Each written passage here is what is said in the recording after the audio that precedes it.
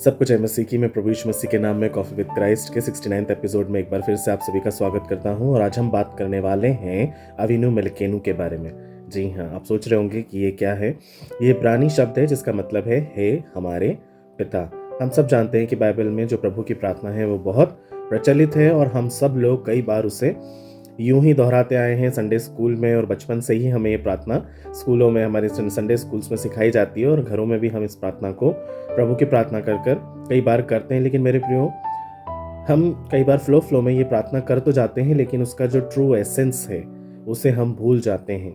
इसलिए आज हम इब्रानी पर्सपेक्टिव से या हिब्रू पर्सपेक्टिव से इस प्रार्थना की गहराई को समझेंगे, क्योंकि इस प्रार्थना को जब ये हम कहते हैं तो मेरे ख्याल से ये बहुत अनंत काल को इसमें जोड़ देती है। इस प्रार्थना के एक एक शब्द में बहुत गहराई है। जैसे हर सुबह ये कॉफ़ी हमें तरोताज़ा कर देती है या चाय हमें तरोताज़ा कर देती है, वैसे ही हमारी ज़िंदगी तभी स्थिर होती है जब हमारी शुरुआत हे हमारे पिता से हो। तो आइए हम उसके गहरे रहस्यों को समझेंगे और कोशिश करेंगे ये जानने की कि इब्रानी और यहूदी लोग इसे किस तरह से बोलते थे और उसके पीछे का तात्पर्य क्या था। सबसे पहला जो वचन है वो है मत्ती 6:9, जिसमें लिखा है हे हमारे पिता तू जो स्वर्ग में है। यीशु मसीह के द्वारा की गई ये प्रार्थना, सबसे पहले आपको ये समझना है कि वो ज़रूरतों से नहीं परंतु संबंध से स्थापित की गई है ना। वो सर्वशक्तिमान न्यायी भी बुला सकते थे, वो हे स्वर्ग में विराजने वाले राजा भी प्रार्थना में कह सकते थे परमेश्वर को, हे सर्वशक्तिमान परमेश्वर भी कह सकते थे, लेकिन उन्होंने ये नहीं कहा। उन्होंने एक रिश्ता कायम करा और वो हमें भी सिखलाया और उन्होंने कहा हे हमारे पिता। यीशु मसीह जो है परंपराओं से बंद कर नहीं रहे हैं कभी भी, वो परंपराओं से हट कर आए हैं। यहूदी परंपरा में क्या होता था, अवीनु का मतलब होता था पिता, और पिता कहकर ही पुकारा जाता था, परंतु यीशु मसीह से और गहरा बना देते हैं और वो हमें क्या सिखाते हैं, मेरा पिता नहीं हमारे पिता। मेरे प्रियो, प्रार्थना जो है वो मांग से नहीं अपनेपन से शुरू होती है। इसलिए जब कभी भी हम प्रार्थना में परमेश्वर से बात करते हैं तो उन्हें पिता कह के संबोधित करने से परमेश्वर को बहुत अच्छा लगता है। हम परमेश्वर तक पहुंचने के लिए प्रार्थना नहीं करते हैं, हमें यह समझना होता है कि हम परमेश्वर के पास हैं, ऑलरेडी हैं, हम उसकी गोद में हैं, और जब कभी भी हमें उससे बात करनी होती है जस्ट ऊपर उठाकर हमें बोलना होता है हे पापा, और वो हमारी सुनते हैं। फिर दूसरा वाक्य है कि तेरा नाम पवित्र माना जाए। तेरा नाम पवित्र माना जाए का मतलब यह है कि यह सहायता से पहले हम परमेश्वर के नाम को आदर दे रहे हैं। आपने वचन में भी पढ़ा होगा कि परमेश्वर ने अपने महिमा से ज्यादा अपने वचन को जो है आदर दिया है, और वचन वो स्वयं खुद परमेश्वर रहा है, इसलिए उसका नाम जो है वो अति पवित्र नाम है। जैसे रोटी से पहले, क्षमा से पहले, सुरक्षा से पहले प्रभु यीशु मसीह हमें यही सिखाते आए हैं कि परमेश्वर के नाम का आदर करें। ये उन यहूदी प्रार्थनाओं की याद दिलाता है जहां परमेश्वर का नाम पृथ्वी और स्वर्ग दोनों में ही पवित्र माना जाता है। जब परमेश्वर का नाम आपके हृदय में पवित्र होता है तब उसकी सामर्थ आपके जीवन में भी कार्य करने लगती है। आदर वो द्वार है जो केवल मांगे नहीं खोल सकती मेरे प्रियो, ठीक है। हमेशा हमको ध्यान रखना है, आदर से हम किसी के हृदय को भी परिवर्तित कर सकते हैं। तो फिर वो तो हमारा परमेश्वर है, वो तो वैसे ही नम्र हृदय है, विलंब से क्रोध करने वाला और अति करुणामय है। वो तो बस इस बात का ही वेट करता रहता है कि कब इसके मुंह से मेरे लिए कोई बात निकले और मैं दौड़ा चला आऊं। वो ऐसा हमारा परमेश्वर है। तीसरी बात है तेरा राज्य आवे। तेरा राज्य आवे या तेरा राज्य आए से मतलब है परिस्थितियों से बड़ी हमारी आशा है, और हमारी आशा सिर्फ इस बात में है कि परमेश्वर का राज्य आए। तेरी इच्छा जैसे स्वर्ग में पूरी होते हैं वैसे ही इस पृथ्वी पर भी हो। ये पंक्ति आशा की पुकार है मेरे प्रियो। ये कहती है हे प्रभु, संसार टूटा हुआ है पर आप अभी भी राजा हैं। ये वही आशा है जो यहूदी प्रार्थनाओं में परमेश्वर के राज्य के लिए दिखाई देती है। जब कभी भी हम प्रार्थना में इस वाक्य को बोलें तो इस बात को स्मरण रखें कि जीवन नियंत्रण से बाहर हो सकता है पर परमेश्वर का राज्य कभी भी हमारी पहुंच से बाहर नहीं होगा। आप विजय के लिए नहीं लड़ रहे हैं मेरे प्रियो, आप विजय में खड़े होकर आकाश की शक्तियों से लड़ रहे हैं, वो भी सिर्फ और सिर्फ प्रार्थना के द्वारा। और जब हमारी प्रार्थनाएं कमज़ोर पड़ती हैं तो आकाश में जो हो रहा हमारा युद्ध है, जिसको हम मध्य आकाश की शक्तियों से लड़ना कहते हैं, वो युद्ध कमज़ोर पड़ता है। जितना हम भौतिक लोक में प्रार्थना के द्वारा हमारे युद्ध को लड़ेंगे, परमेश्वर का राज उतनी ही जल्दी हमारे यहाँ पर आने लगेगा। हमारे जीवन में हम उसे देखने लगेंगे, हमारे क्षेत्र में उसे देखने लगेंगे, हमारे काम के स्थान पर हम उसे देखने लगेंगे। इसलिए जब कभी भी हम प्रार्थना करते हैं तो यहूदी पर्सपेक्टिव्स को ध्यान रखें कि वो क्या कर रहे हैं। वो परिस्थितियों से बड़ी आशा को जगह दे रहे हैं। चौथी चीज़ है आज की रोटी, यानी दैनिक निर्भरता। हमें हमारे दिन भर की रोटी तू आज हमें दे।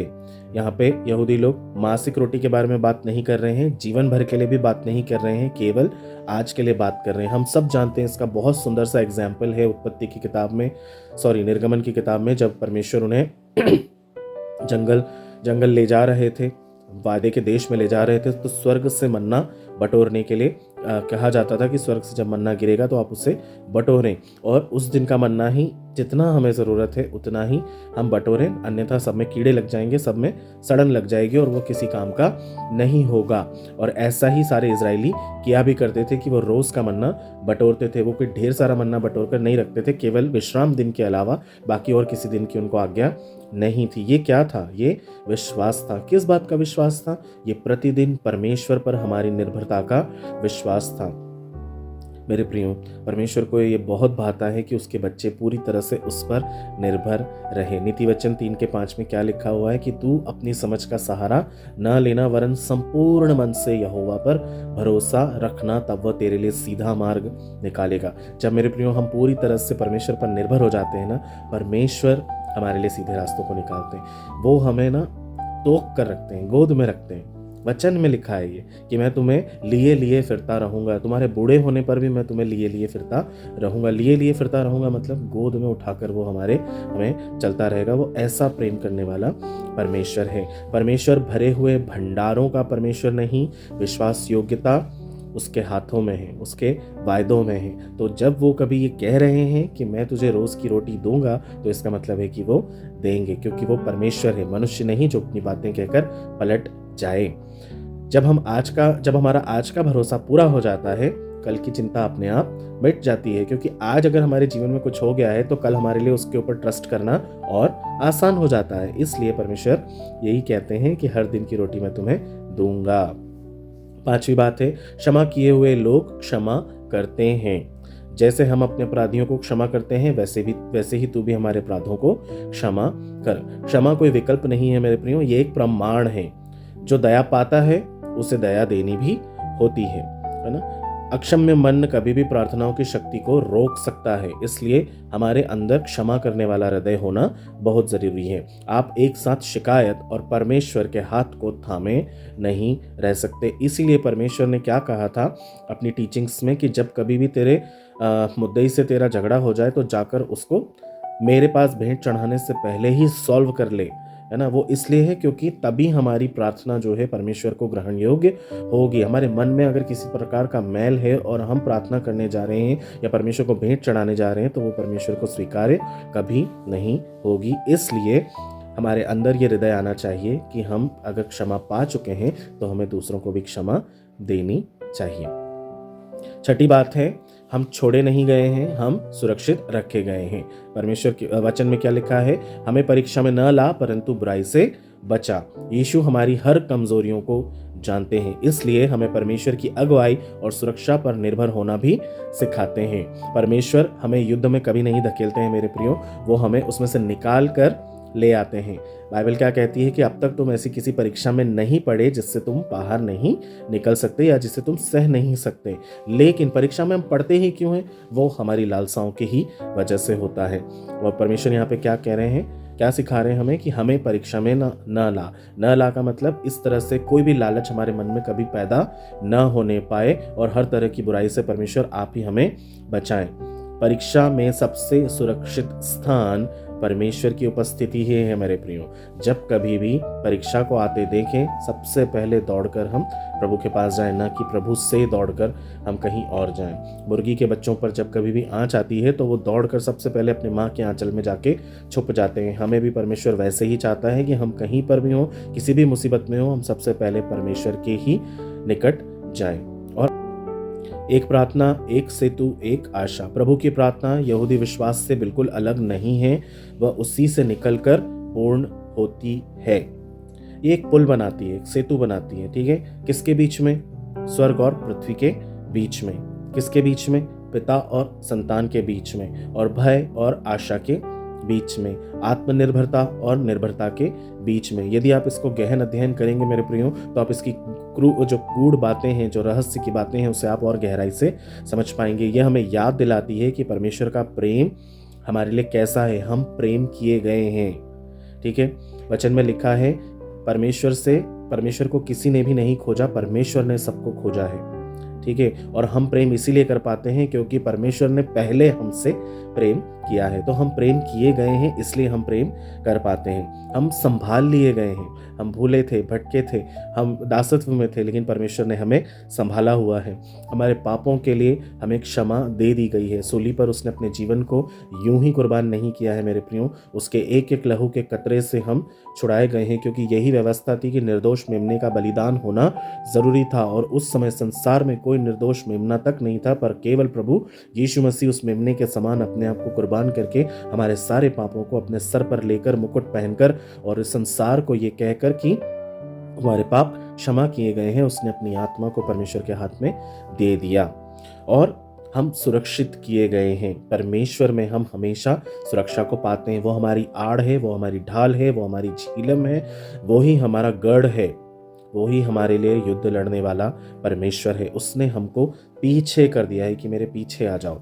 और जब हम उसके पीछे भेड़ के समान चलते हैं मेरे प्रियो, उसकी सुरक्षा और उसकी अगुवाई हमारे साथ निरंतर आजीवन बनी रहती है। और न केवल इस जीवन में, परंतु जब हम अनंत जीवन में होंगे तब भी हम उसके साथ सुरक्षित ही होंगे। सृष्टि के रचयिता आपको पिता कहकर बुलाने देते हैं। आप शून्य में प्रार्थना नहीं कर रहे हैं मेरे प्रियो, आप अपने घर लौट रहे हैं। सबसे इंपॉर्टेंट है ना। उसने हमें अब्बा और पिता कहने का अधिकार हमें दिया है। और सबसे बढ़कर ये कितनी बड़ी बात है कि उसने हमें अपने निकट आने की इजाज़त दी है। हर किसी को ये नहीं है। आपके और मेरे लिए ये कितनी बड़ी बात है कि उसने हमें अपने निकट आने के लिए इजाज़त दी है। आज मैं और आप अगर उसको पहचानते हैं तो ये सिर्फ और सिर्फ उसके अनुग्रह और उसके प्रेम के कारण है। तो इस प्रार्थना की गहराई को कभी ना भूलें मेरे प्रियो। कॉफ़ी विद क्राइस्ट के इस एपिसोड से मैं आप सबको सिर्फ यही बताना चाहता हूँ कि प्रभु की प्रार्थना केवल शब्दों में नहीं है, बल्कि एक सिद्ध पिता से बातचीत करने की बात है। इसलिए इस प्रार्थना को आप जरूर अपने बच्चों को सिखाएं, अपने घरों में भी करें और सब लोगों को प्रेरित करें कि प्रभु की प्रार्थना नित्य करें, परंतु सिर्फ बोलने के लिए नहीं, उसके गहरे रहस्यों को समझकर करें। आइए आज हम सिर्फ प्रभु की प्रार्थना करेंगे और परमेश्वर से हम अपने लिए दया को मांगेंगे। हे हमारे पिता परमेश्वर, तू जो स्वर्ग में है, तेरा नाम पवित्र माना जाए, तेरा राज्य आवे, तेरी इच्छा जैसे स्वर्ग में पूरी होती है वैसे इस पृथ्वी पर भी पूरी हो। हमारे दिन भर की रोटी तू आज हमें दे, और जैसे हमने हमारे अपराधियों को क्षमा किया है वैसे ही तू भी हमारे अपराधों को क्षमा कर, और हमें परीक्षा में न ला परंतु बुराई से बचा, क्योंकि राज, पराक्रम और महिमा सदा तेरी ही है। आमीन। मेरे प्रियो, मैं विश्वास करता हूँ ये प्रार्थना आपको फिर से उत्तेजित करेगी और प्रभु में और आगे बढ़ने के लिए आपको प्रेरित करेगी। मेरे साथ हर दिन यूं ही बने रहिए। हम हर दिन नई नई और छोटी छोटी बातों को सीखेंगे और परमेश्वर की महिमा में यूं ही आगे बढ़ेंगे। शैतान को कुचलेंगे और उसको याद दिलाएंगे कि वो मैला, हारा और कुचला हुआ ही है। प्रभु आपको बहुत आशीष दे। आपका दिन शुभ रहे। सभी को जय मसीह की।